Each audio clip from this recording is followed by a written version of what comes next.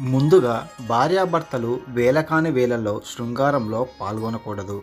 రాత్రి లేదా పగలు నిద్రించే సమయంలో పిల్లల పక్కల పడుకొని భార్యాభర్తలు శృంగారంలో పాల్గొనకూడదు. ఇలా చేయటం మహాపాపం. భార్యాభర్తలు శృంగారంలో పాల్గొనేటప్పుడు పిల్లలు వారిని చూడకూడదు. అలా చూసిన గోవుల్ని చంపిన పాపం వారిని చుట్టుకుంటుంది. భార్యాభర్తలు శృంగారంలో పాల్గొన్న తర్వాత మొహం, కాళ్ళు, చేతులు కడుక్కొని నోటిలో నీరు పోసుకొని పుక్కిలించిన తరువాత పిల్లల మొహం చూడాలి. అంతేకాకుండా వయసులో ఉన్న పిల్లలు అలా వారిని చూస్తే వారికి కోరికలు కలుగుతాయి. భార్యాభర్తలు శృంగారంలో పాల్గొన్న తరువాత ఆ దుప్పటిని మార్చివేయాలి. అదే పక్క మీద మళ్ళీ పిల్లల్ని పడుకోబెట్టకూడదు. శృంగారం కోసం పిల్లల్ని కొట్టి మీరు శృంగారం చేసుకుంటే వచ్చే జన్మలో అంగం లేకుండా పుడతారు. అలా చేయటం మహాపాపం.